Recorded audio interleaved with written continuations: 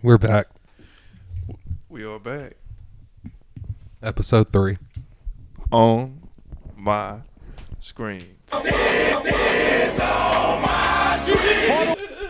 right, we're going to get into it. Absolutely. You gave me an assignment last week. Yeah, this was kind of my week. Yeah. Near and dear. Next week, maybe it'll be your week. It'll be a little bit of my week. Okay. Yes. So, 2 movies by the master. Lolita, 1962. That is correct. And Clockwork Orange, 1972? 72, yes. Okay. Right. So, yeah, we're 10 going years to talk apart. about them. You had seen Clockwork Orange one time? Right. I saw it with you one time, but this was like over 10 years ago. Yeah, a long time ago, and I feel if ever there was a movie that needed more than one viewing, it's Clockwork Orange. I would agree with you. Um, Absolutely. and you had never seen Lolita. I never saw Lolita, but I'm familiar with the term and You've what just it heard represents. yeah. Okay, so we're going to get into it. Yeah, man. First, we're going to talk about Lolita. What did you think? Well, okay. I like the film, but I know that's probably controversial in a sense. Yeah, it's weird to say you like it, but it's a good movie. It's a good movie, and this is why. It's still a good movie despite its like criticisms, I would say, because let's be honest, the movie is played for laughs a lot of the time, and you really don't get the tension that you would if this was played a little bit differently. Yeah, I mean, I guess there is a later version, but I didn't recommend that one because There's a 97 version, and I saw a clip from it, and I'm glad you didn't recommend it because it's way more sexualizing of the child. Sure. Because there's a scene, I wouldn't even recommend it, but like, I mean, I would be interested to see because you should. One thing I was going to say that was interesting. I was going to let you finish. Did you? No, go ahead. Okay. The most interesting thing from Kubrick's perspective, a good quote I think is he says, "I believe I didn't sufficiently dramatize the erotic aspect of Humbert's relationship with Lolita. If I could do the film over again, I would have stressed the erotic component of their relationship with the same weight Nabokov did."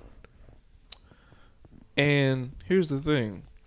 I wish, if he was going to do that, like, I wish he would have the freedom to have done that, because I guess this time they were operating during that, like, Hays Code. Yeah, he was basically, he could only do so much.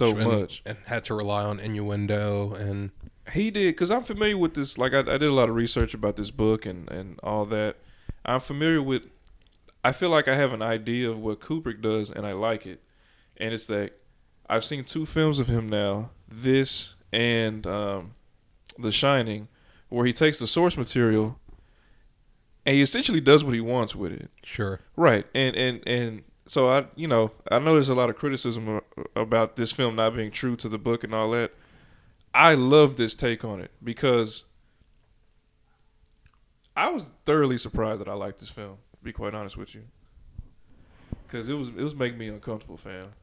Yeah, I mean, I had to look past that and see what are they trying to say. Yeah, you know what I mean. Like the irony of the pedophile being mad, the PDF file being upset at the other PDF file. I was gonna say that's so funny to me that people say that now.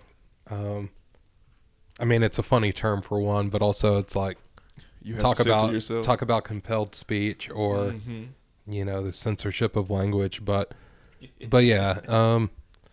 What did you get out of it? There's a lot. You think? There's a lot that's funny and interesting, and I wish I would have rewatched it. I only rewatched Clockwork Orange this week, but I have seen Lolita twice. Big fan of it. Peter Sellers is a comedic genius. You know what I mean? Can I say something about him? Okay. Of course. Here's my thing. I liked him in the movie, but there was one particular scene when they were on the balcony, I felt like that was some modern day. Who's that guy that did 40-year-old version? He just lets people like ad lib for like forever. You're talking about like Judd Apatow? Judd Apatow. I feel like that was an early version of that because there You're was talking about like outside of the hotel? outside of the hotel. Yeah, I actually got this clip. Hit it, man. Not a vet. It's great to see a normal face because I'm a normal guy. It'd be great for two normal guys like us to get together and talk about world events, in a normal sort of way. Yeah. In hindsight, listen to it back. Okay, it was weird. He's a comedic genius in this. Like the first time you see him, that little dance he's doing, like Claire Quilty, he's so funny in this. Weird? I couldn't figure out if he was a real cop or not because he was coming off like he was a cop. Wow. But turns out he's just a weird pedo porno maker guy. Wow. I guess. I don't even know if I picked up on that, but even like the lady that's with him, like she's so awesome. I'm just like remembering certain things now that we're talking about it, but yeah, if you rewatch it, you'll see like once Humbert meets back up with her at the end when she's already pregnant with married, she tells him like what happened, how she got out of the hospital. It's like, hey, Quimby picked me up and he wanted to put me in a porn. Or, he wanted me to put it in a weird movie, and I was like, no. And it's strange. It's like this pedo gets mad that another pedo like you stole my girl. You know what I mean? But and I love how he puts the last scene in the beginning. Yeah, it felt like Citizen Kane. Huh. Yeah. I thought you were maybe going to say Casino. Casino as well, but the classic example in my mind would be Citizen Kane. Rosebud. But yeah, I wish I would have rewatched it. Sue Lyon, about her. So I listened to a podcast about her life. Yeah, she had like a pretty rough go at it from one of Kubrick's female actress to go nuts, huh? I mean, I don't know what you mean when you say another. Lady in The Shining. I don't think she necessarily went nuts from making The Shining, but anyway. Not making The Shining is what happened. What ended up. Shelley Duvall, but unfortunately. No, I was gonna say the producer of Lolita actually like dated her. Yes. Pretty much like maybe during, like right after it came out. And took her virginity apparently. And I think Kubrick and his name was James B. Harris. Yes. And he and Kubrick I think made The Killing together, and I want to say maybe Killer's Kiss as well. And Lolita was actually the last movie they made together, and I always kind of wonder about that, like if Kubrick had any feeling about him dating her. I think he did. Yeah, I think he probably did. But yeah, was there anything else I had about it? Oh yeah, when the script was essentially considered unfilmable.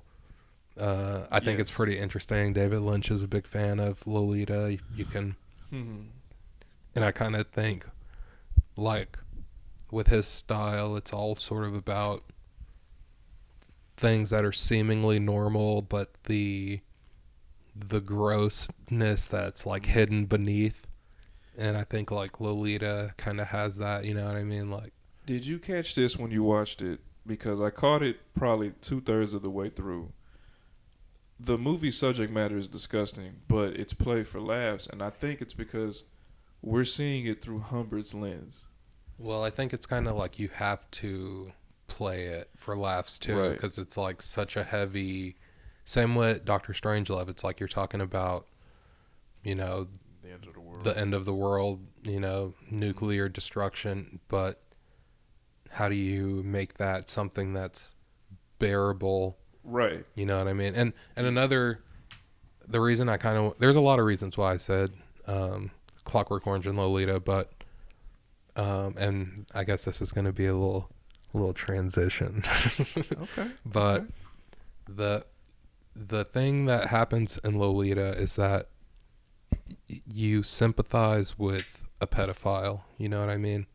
Because in the end, it's like he's the victim, you know what I mean? Like, even though he's victimized her, like, he doesn't win in the end. And No, like he doesn't, no. and I mean, when I say you sympathize with, I mean Kubrick manages to humanize him. Like the whole time you're watching it, you're not like, oh, I just want him to die already. You know what I mean? It's like you're like, let's see how this plays out. You know what I mean? Yeah, you do feel like that. In the same way, in Clockwork Orange, you have Alex, who's a rapist and a murderer, and just like kind of a general scumbag. But like what happens to him is, you know what I mean? Even in life, like you don't want to just see like a murderer tortured to the Okay. point of like, you know what I mean? Like unrecognition. So it's like, that's always interesting to me when I love an anti-hero, you know what I mean? So, Right. They took what would be normally seen as the antagonist and kind of made them like a tweener in wrestling terms, like between a bad guy and a good guy. You relate to them in some way. I guess you could go with that. I mean, pulling out the wrestling terms. But anyway, yeah, you have anything to say about Lolita before we move on to Clockwork? Yeah,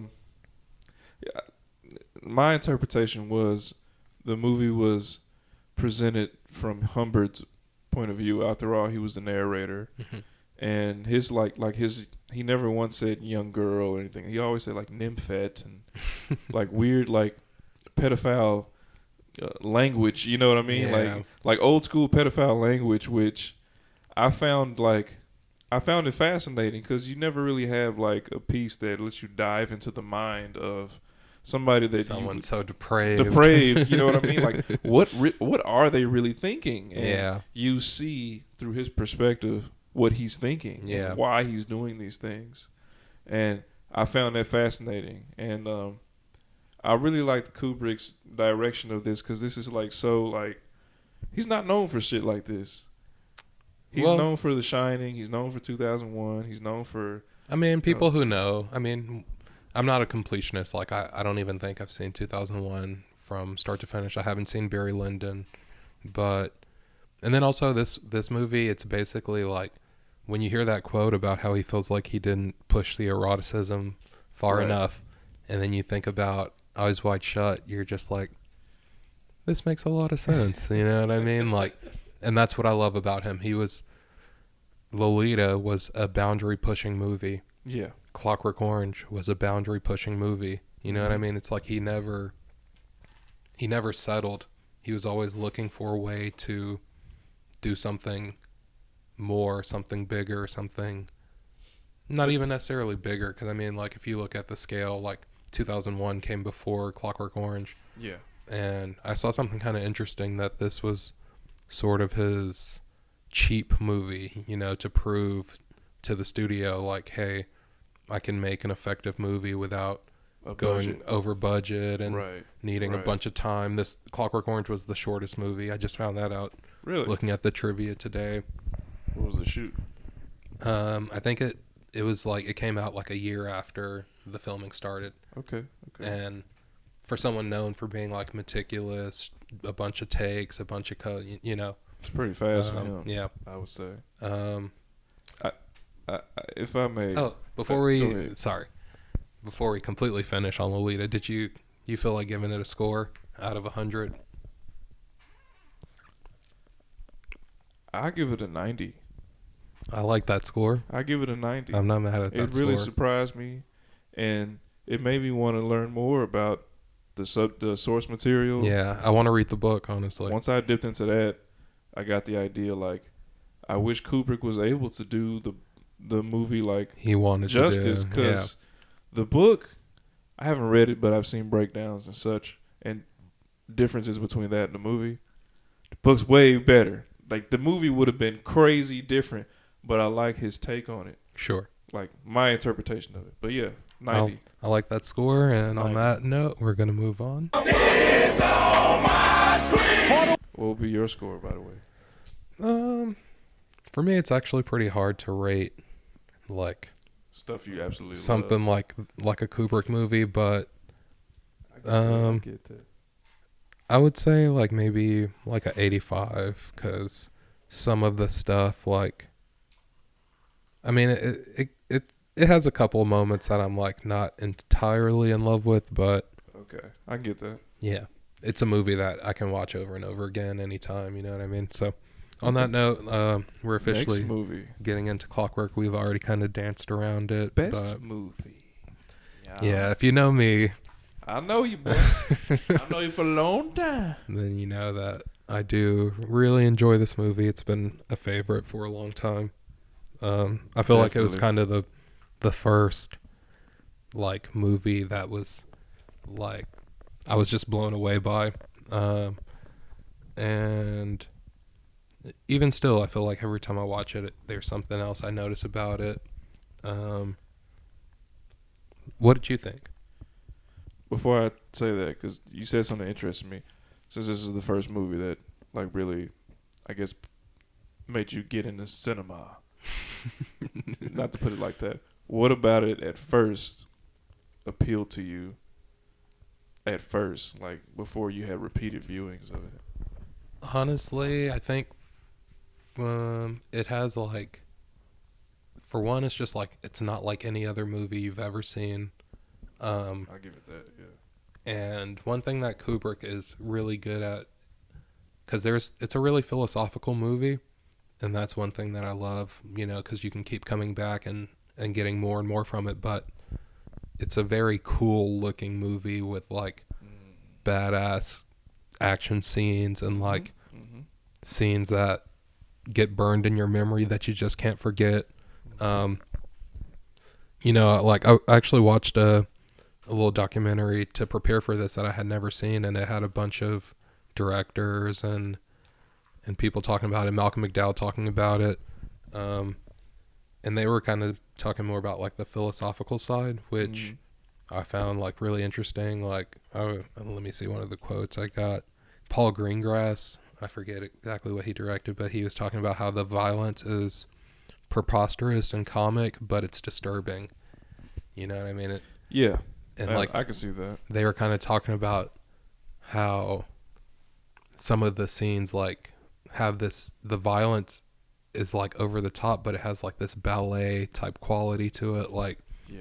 especially the scene in the derelict casino with Billy Boy. When you they're know, stopping at gangbang. yeah, Yeah. and like When they were in that's that one of the house, too. coolest scenes. But yeah, when they invade the I'm house singing of the it right writer, here. like that one has like a very song and dance type of quality that's very ballet-esque. Very ballet, yes. And actually, you didn't know, I saw that was actually improv'd after 4 days.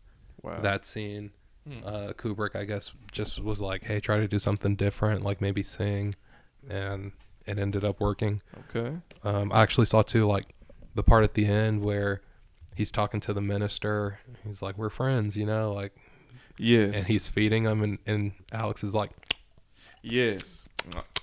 Yeah. I saw that was improv too. Like, Okay. yeah, I was wondering. so I thought that was kind of interesting for someone who's known for like being so meticulous that he does allow for those Yeah, little, improv. but He did it with Peter Sellers. yeah, yeah, it's just like a cool movie. I think every scene matters, you know what I mean? And like, I love how it's like it's kind of, there's a quote that people always say, kind of like, be careful how you treat people on your way up, because you might see the same people on your way down. Yes. You know, and it's like, this movie kind of shows that, but like not in like a super cheesy way, you know what I mean? But it's like the bum that he assaults, he runs into, you know, Yep. the writer whose wife he rapes, and His friends. who gangs, yeah. don't know how to just let it go. But yeah, and like the language of the movie, like it's kind of like a barrier at first, but I feel like the more you watch it, the more you can, it becomes kind of like poetic. Like Right. Yeah. from the flat block marina scene, I got this little sample. As we walked along the flat block marina, I was calm on the outside, but thinking all the time. So now it was to be Georgie the General, saying what we should do and what not to do. and dim as his mindless, grinning bulldog. Yeah, like there's many times in life where I just think to myself, I was quiet on the outside, but thinking all the time. But yeah, like Alex is, like not a nice guy, No, absolutely not. but it's like, does he deserve what comes to him? You know what I mean? Does he deserve to be a guinea pig? It's like by the time he's really going through it in the second half, I feel like you kind of forget about some of the things that he's done in the first half, because it's just like, man, this is like so overwhelming. Like, could it get any worse for this guy? You know what I mean? Yeah. I can see that. Another quote I found that was like pretty spot on was David Simon, who I would say we're both pretty big fans of, writer from The Wire. Absolutely, yeah. He said, Kubrick is confronting the notion of the individual and the institution, which is the question of the 20th century and the 21st. Okay. And when he was talking about that, I found that so spot on, because it's like, you know what I mean? Alex and the guy from the school, Alex and his parents, you know what I mean? Mm-hmm. The religious institution, jail is an institution. Right. The government and the experiment is like another, and it's just like, there's times in life where you feel like you can't escape, because it's like all of these institutions are over you. Right. And it's like, to make something in this world that's like so unreal and like elevated and like basically comic book, but has like so many real world implications that, you know what I mean? It's just like, I can just keep coming back. You know what I mean? My boy said magnifico. Yeah. Oh yeah. Malcolm McDowell had a really good quote from that same documentary that I liked. That was, What did he say? it's about freedom of man to choose his path in life, whether it be good or bad, without interference from the government. I don't know, man. You don't see it? I do see the part on the government. I guess so. I guess so. Yeah. It's about freedom of choice. That's the whole freedom of choice. I mean, but he makes a lot of choices. Alex does. Yeah, he makes a lot of choices. He makes the choice to go into that experiment. He makes the choice to be deprived of choice. Correct. There you go. Yeah. I can see that then. There you go. Yeah. And I got the little sample from the priest. Let me see here. He ceases to be a wrongdoer. He ceases also to be a creature capable of moral choice. Yes. And I couldn't find You're the not one. a man? I couldn't find the one where Alex is actually talking to him in the library where he tells him. But I always love when in a movie there's like one line that can basically sum it up for you. You know what I mean? That was it. But yeah. Let me see what else I have. Oh yeah, there's some interesting stuff I didn't realize. I saw another video kind of talking about the writing and all of that, and I think in that video they said Terry Southern actually gave Kubrick the book, the guy who helped on 2001, the guy from Dallas who grew up in Dallas. Oh, nice. Hometown legend. Yeah.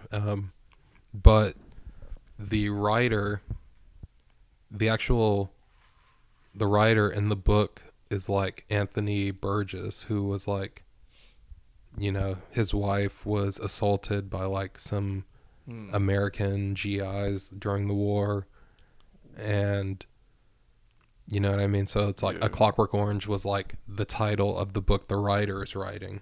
Oh, I see. I see. And that's just like something he overheard, like a phrase he heard. He liked that. Yeah. It's very catchy. But that's kind of inspiring to me too, just like from a story perspective. Like, you have something horrible happen to you and you like turn it into this whole universe, you know what I mean? Still maintains that essence of like, forgiveness and choice, you know what I mean? Like, but I don't know. That's just like the power of art, I guess. When Alex was ing at Yeah. the end. Do you think like on his lumchiks of toast and eggy wigs Yeah, eggy wigs. and steaky wigs. When he's like, when he's in the bed with the politician, The minister. the minister. Yeah. Do you think like his mentality is like? Do you think he's still the same guy? With those, he just has mental barriers and restrictions now, as far as like he can get violent or sexual. That's kind of a weird question. What do you mean? Is he the same guy? So, I mean, like that ending scene with the I was cured, all right. That kind of I think lends to the idea that he still has the same thoughts and urges. okay, that's even, what I'm. even if he can't like respond to it, which I think is actually different from the book. I can't really say because I haven't read the book, which is like one of my great regrets. You know, for it to be my favorite movie, I should read the book already. But Yes, yeah, I hear that's different from the book, and I get what you're saying. yeah, that's an interesting question. Like if he's this like the same scene guy. When he was getting that, I call it a Rorschach test, I guess. Oh When he and she was just describing normal scenarios to him, and he was just coming up with just depraved things. It was like, okay, maybe his brain is just this way, yeah, and there's no amount of like psycho torture therapy that can stop the thoughts, but they can stop the actions. yeah. And how far does that, it's very totalitarian. Yeah, I just love and I love the way all the characters act. You know what I mean? And the guy who plays Mr. Alexander, I think that's the writer's name. Yeah. I saw something where he was basically saying that he felt that kind of like Kubrick was putting him on, like the way he was acting, What like you if you remember like when Alex is in the tub and he's like shaking, like just how over the top he was playing it. He's kind of like, he was. apparently, I think he went to Malcolm McDowell's like I'm not like messing this up, right? Like he wants me to play it like this, and he's like, yeah, that's how he wants it. And I think apparently Jack Nicholson felt the same way in The Shining. Oh, he had just to ham like it of up a like, little. or just like kind of unsure that Kubrick is like maybe having him push it too far. Oh, But it's like with that, it's like you're playing a psycho, you know what I mean? It's like everything's fair game. mm-hmm. And then like with this, it's like everyone is just like so not how people are. You know what I mean? It's just hilarious, you know what I mean? Like the general, I love him. Like, pick that up and put it down properly. Yeah, it's I love that counselor guy. I forgot his name. The guy who comes and visits. from the school. From the school. Yes. Yo. some particular naughtiness. Yeah. I did love that about it. And thank you for recommending me And this. also, Thank you for you're a murderer, little Alex. Where he spits on him. Oh my gosh. bro. That was Oh my one of my gosh. favorite scenes, dude. Yeah, and he just like wipes it off, like. Because it's so real. Yeah, it's a crazy scene. I really enjoyed this. I thank you for recommending me it. I know I saw it before. I didn't really get it before. Yeah, I feel like I got it a little more, and this is a movie that benefits from like a repeat viewing every once in a while, in my opinion. Kubrick's. he's the man. He's the man. Yeah. He got an interesting mind. Yeah, You know what I mean? yeah. I just love the way that he was able to push things so far with movies. You know what I mean? Mm-hmm. And yeah, I mean he's the best. I don't know what else to say. The Killing's good. Killer's Kiss is good. Yeah, The Killing's on YouTube for free, I think. Oh, Killer's okay. I Kiss. did not know that. A lot of the stuff's on Tubi. I watched Lolita on Tubi. Okay. Like I said, I don't know that I've seen 2001. Eyes Wide Shut goes super hard. I Probably should watch 2001. I've never seen it. Yeah, I either. really should. But if you had to give it a score out of 100,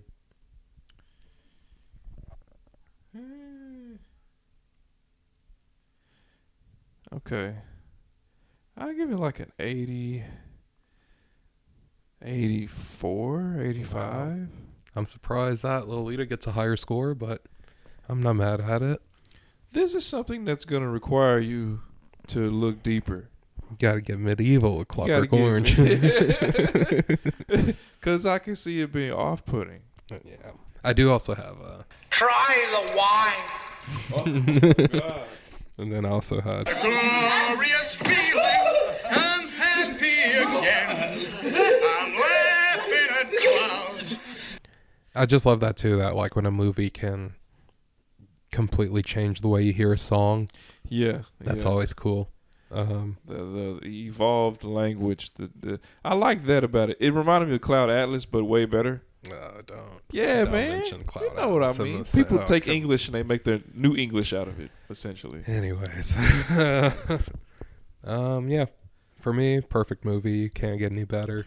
Perfect. Yeah, It's a perfect. signed, sealed, delivered. I give it 84.5. How about that?